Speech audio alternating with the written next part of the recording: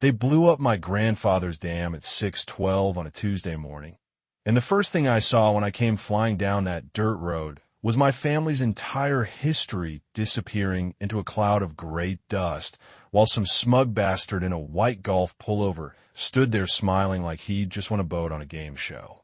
I still remember the smell too: wet limestone, diesel smoke, burnt explosive powder drifting through the pine trees, and underneath all of it, that cold mountain water smell I'd known since I was a kid. That pond had been there longer than anybody in Cedar Ridge could remember, and in less than 10 minutes, they turned it into rubble because a homeowners association decided it looked unattractive from the luxury homes downhill. The crazy part is, those people had no idea that Old Dam was the only thing keeping their entire neighborhood from flooding every spring. My name's Nolan Mercer, and about a year before all this happened, I moved back to western Montana after my divorce ripped my life in half. My ex-wife took the condo in Denver, most of the money, and honestly, whatever optimism I had left. So when my grandfather died and left me 12 acres up in Blackwater Canyon, I figured maybe it was the universe giving me one last chance to breathe again. The property wasn't fancy. No gates, no clubhouse, no fake Italian fountains like the neighborhoods down below. Just forest, cold air, trout water, and a stone dam my great-grandfather built with his bare hands in 1926. The thing was beautiful in this rough, stubborn kind of way. Giant limestone blocks fitted together so perfectly you could barely slide a knife blade between them. Water spilled over the edge in this smooth silver sheet that sounded like static at night if you left the windows open. That dam created a 3-acre pond that basically raised me. I learned to fish there, learned to swim there. Hell, I got drunk for the first time sitting on those rocks with my cousin Luke, while Grandpa pretended not to notice. Every memory I had that still felt clean somehow traced back to that water. So I moved back and started rebuilding my life. Nothing glamorous. I was running a small trout farm, growing organic vegetables, trying to stay busy enough not to think about lawyers and divorce papers and the fact that I'd spent 14 years married to somebody who looked relieved when I finally left. And for a while, it worked.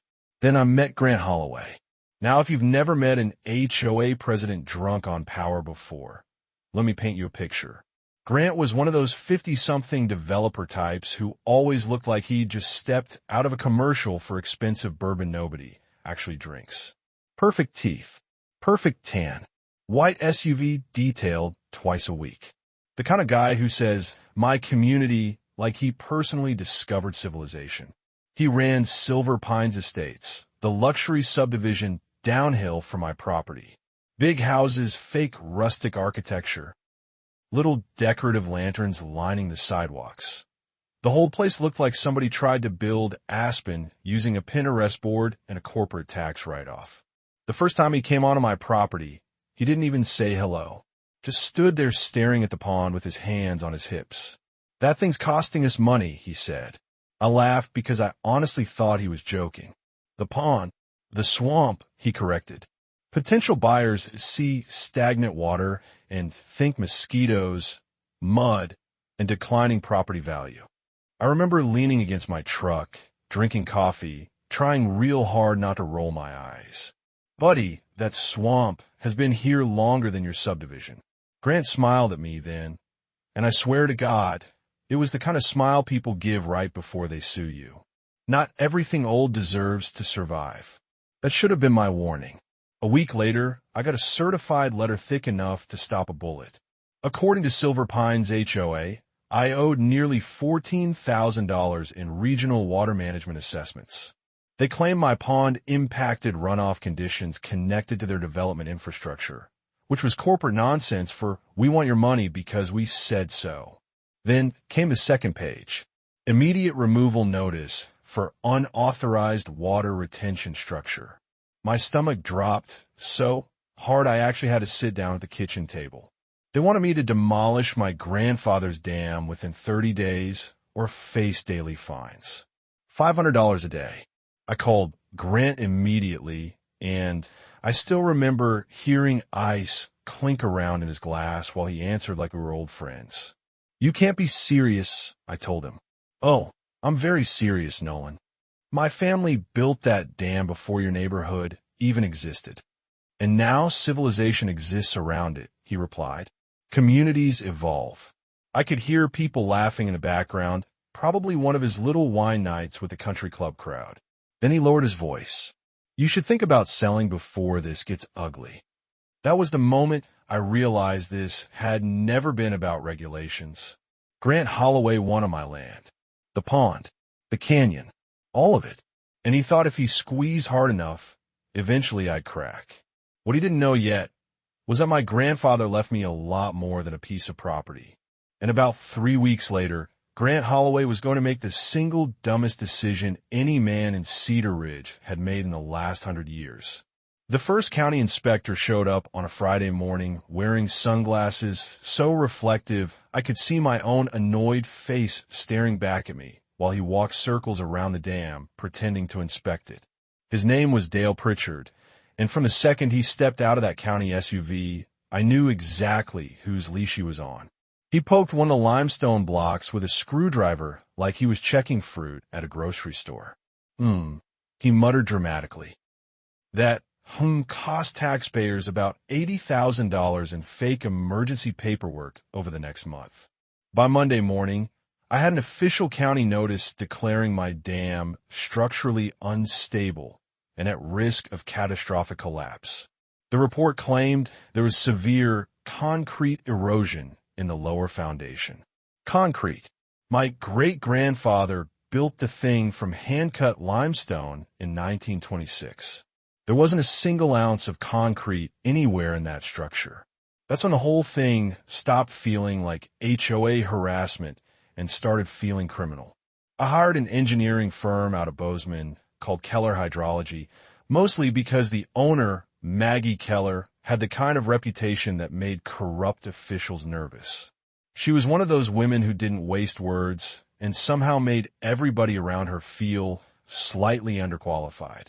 She spent 6 hours crawling over that dam with survey equipment while I followed behind, carrying coffee and trying not to think about how much the inspection was costing me. At sunset, she sat on the tailgate of her truck, flipped through her notes, and shook her head. Nolan, whoever wrote that county report, either never saw this structure or lied. Which one do you think it is? She looked up at me over the rim of her coffee cup. Oh, honey, it's definitely both. Her final report was 43 pages long and absolutely destroyed the county's claims. The dam exceeded modern flood control standards by nearly 200%. The stonework was stable. Water pressure distribution was excellent. Her estimate said the structure could last another 400 years with routine maintenance. 400 years. My great-grandfather built something more durable than most modern marriages. I sent copies of Maggie's report everywhere. State engineering board, county offices, local newspapers, environmental agencies. And for about 48 hours, things got quiet. Then Grant panicked. See, arrogant people always think intimidation is intelligence. Right up until somebody pushes back harder than expected. Suddenly, I started getting anonymous complaints filed against my property almost daily. Too much noise from farm equipment, unsafe fencing, unauthorized agricultural runoff. One complaint literally accused me of psychologically aggressive landscaping. I still don't know what the hell that means. Then came a news article. Dangerous dam threatens Cedar Ridge families. Big bold headline right across the front page of the local paper, complete with dramatic stock photos of collapsed dams from other states. Grant had apparently convinced half the town my pond was seconds away from washing children into the Pacific Ocean. What really pissed me off, though, was the fear. You could see it spreading through the neighborhood. People who'd waved at me for months suddenly avoided eye contact in town. Parents started pulling their kids away when I walked past to the hardware store. Fear spreads faster than facts every single time. So I decided to stop hiding behind paperwork. I put together an open property tour for anybody living in Silver Pines. 27 people showed up that Saturday morning. Some came curious. Some came angry. One older guy actually arrived carrying printed flood maps he'd downloaded off Facebook like he was preparing for war. I walked them all out to the dam myself. The air smelled like pine needles and cold creek water, sunlight cutting through the trees while that old spillway hummed in the background like it had my entire life. This, I told them, running my hand along the stonework, isn't just a pond. Then I explained what my great-grandfather actually built. Flood control, spring runoff management, controlled downstream release. Everything Grant and his HOA conveniently forgot to mention. I showed them old county records, historical flood maps, photos from a 1937 melt season where the entire lower canyon flooded, except the Blackwater Basin protected by the dam. One woman, named Irene, just stared at me for a second. "Wait," she said slowly. "You're telling me this thing protects us?" Has for almost 100 years. The mood shifted right there. You could literally feel it. Fear turning into suspicion. Suspicion turning into anger. Not at me. At Grant. By the end of the tour, 15 people had already withdrawn support from the HOA petition demanding demolition. One retired contractor even laughed and slapped the stone wall. "They don't build things like this anymore," he said. "No. Ian Swarat Kiatli. Now they build golf resorts." That's when I accidentally discovered Grant's real plan. 3 nights later, my cousin Luke came flying up my driveway on his ATV, looking like he'd seen a ghost. "You need to see this." We drove down near the old county records building where Grant's luxury development company had filed expansion permits under 3 separate LLCs. Luke had gotten copies from a clerk he knew. The paperwork laid everything out. Artificial lakes, private spa villas, a boutique resort, and right where my pond sat on the development map. Future Phase 3 recreation zone. That son of a bitch wasn't trying to remove a hazard. He wanted my water rights. I remember sitting there in Luke's garage while rain hammered the tin roof overhead, staring at those blueprints with this weird cold feeling settling into my chest. Greed always sounds professional on paper. That's the scary part. A week later, things escalated again. At 6 a.m, demolition crews rolled up to my gate with excavators, county paperwork, and enough equipment to flatten half the canyon. I walked outside holding my coffee while diesel engines rattled the trees around my house. The crew chief looked uncomfortable before he even spoke. "County emergency order," he said. "We're authorized to begin demolition." I parked my truck sideways across the access road. "No, you're not." Then Grant showed up. Of course he did. White SUV, sunglasses. That smug little country club grin stretched across his face while he stepped out onto the gravel like he already owned the land. "You're delaying public safety operations," he announced loudly, probably for the sheriff deputies standing behind him. "You forged a structural report." Grant shrugged. Sometimes communities need difficult decisions. I stepped closer until we were almost nose to nose. "You destroy that dam," I told him quietly, "and something bad's going to happen to this valley." He actually laughed. "Nolan, it's a pond." Right then, Channel 8 News came flying up the road because apparently somebody tipped them off about a dramatic standoff. Cameras started rolling immediately. And that's when Grant made the mistake that eventually ruined his entire life. He opened his mouth on live television. "Frankly," he said, adjusting his collar for the cameras, "that ugly swamp has been holding back progress in Cedar Ridge for decades." I swear you could physically hear half the crowd turn against him. Because regular people can smell arrogance the same way dogs smell fear. The demolition got delayed after my lawyer filed an emergency injunction, but by then the war had already gone public.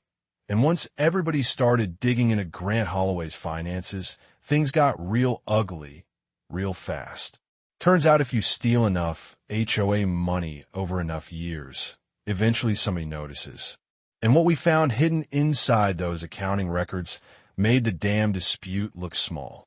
The first thing that tipped everything over wasn't the fraud investigation. It was the weather. Montana had one of the heaviest snow seasons anybody could remember. By late March, the mountains above Blackwater Canyon were carrying almost double the normal snowpack, and every old-timer in Cedar Ridge kept saying the same thing whenever they looked uphill. If that melt hits fast, God help us. Meanwhile, Grant Holloway was still trying to bulldoze my life into a golf resort. By then, the HOA board had started turning on him. Homeowners were furious after discovering thousands of dollars missing from reserve accounts, fake contractor invoices, and landscaping payments going to shell companies connected to Grant's brother-in-law. One woman stood up during an HOA meeting and screamed, "I paid $800 a month for flower beds, and you people planted mulch twice." Honestly, she had a point. But Grant had gone too far to back down. That's the thing about people addicted to control. Once they realize they're losing it, they stop acting rational. They start acting desperate. 3 nights after the financial investigation became public, my security cameras picked up movement near the dam around 2 in the morning. 3 men. Flashlights. Sledgehammers. I watched the footage sitting at my kitchen table with this slow, sick feeling building in my stomach while coffee went cold beside me. One of the guys was Grant's brother-in-law. The idiots were trying to weaken the lower support joints manually so the dam would fail naturally during runoff. They wanted it to look like structural collapse instead of sabotage. Only problem was old limestone doesn't break quietly. Sheriff deputies caught them waist-deep in freezing creek water, swinging hammers at century-old stonework like drunken Vikings. That should have ended it. Should have. But damage had already been done. Maggie Keller came out the next morning, and her expression told me everything before she even spoke. "They compromised the western pressure seam," she said softly. "Nolan, the dam's unstable now." I remember just staring at the water for a while after that. 98 years. Floods. Blizzards. Wildfires. That structure survived all of it. And in the end, greed did what nature couldn't. The emergency federal hearing happened Monday morning. Judge Elena Ward reviewed the sabotage evidence, listened to Maggie's structural analysis, and finally ruled the dam had to come down under supervised demolition before spring runoff hit. Grant got exactly what he wanted, and the second the ruling came through, I think he realized he'd made a terrible mistake. Because right after court, Maggie pulled out the updated flood models. Without the dam controlling runoff, Blackwater Creek would return to its original floodplain, straight through Silver Pines Estates. 43 homes directly affected, including Grant's. I still remember the color draining out of his face. "You're exaggerating," he snapped. Maggie didn't even blink. "No, Mr. Holloway. If anything, I'm being optimistic. The demolition happened Tuesday morning under a gray sky, so heavy it looked bruised. Army Corps engineers placed charges while state officials cleared the canyon. News crews lined the roads because by then the entire story had exploded online. Corrupt HOA president destroys historic dam. People eat that stuff up.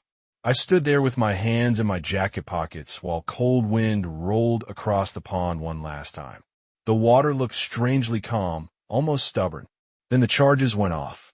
The sound echoed through the canyon like cannon fire. Stone exploded outward.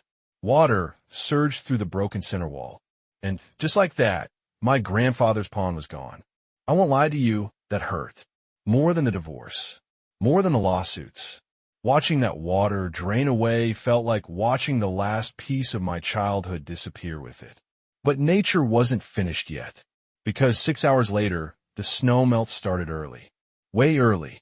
Temperatures jumped almost 20 degrees by afternoon, and runoff came screaming down those mountains like somebody opened a fire hydrant the size of a canyon.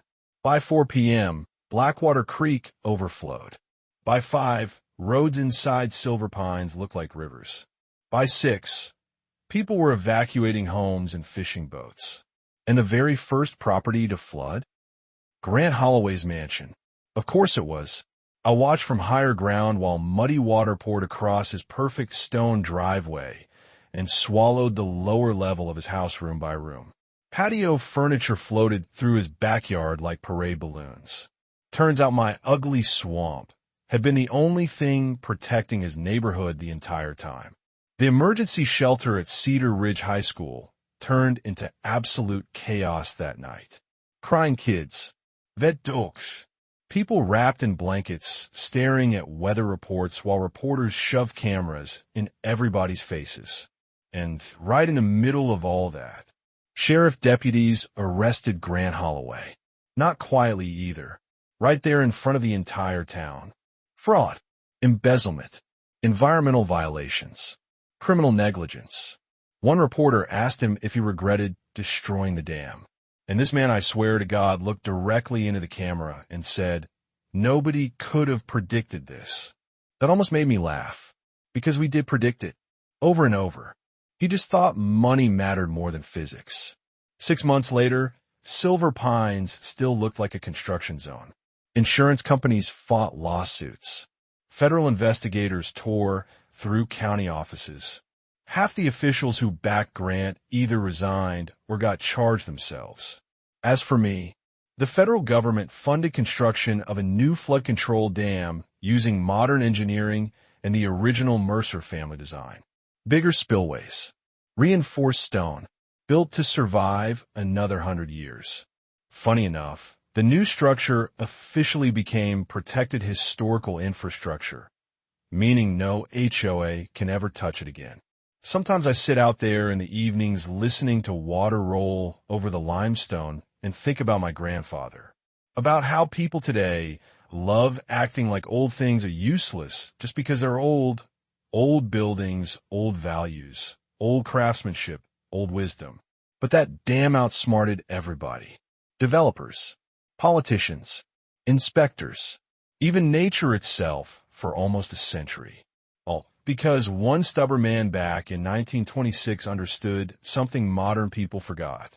Water always remembers where it used to go. And honestly, I still don't know how I feel about the people in Silver Pines. Part of me thinks they got exactly what they deserved.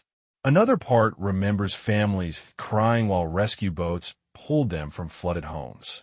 Maybe both things can be true. So let me ask you something. If you were in my position after everything they did, would you have tried harder to save the dam and protect the neighborhood anyway? Or would you let people live with the consequences of their own greed? Drop your answer in the comments, because I guarantee this story is going to split people right down the middle.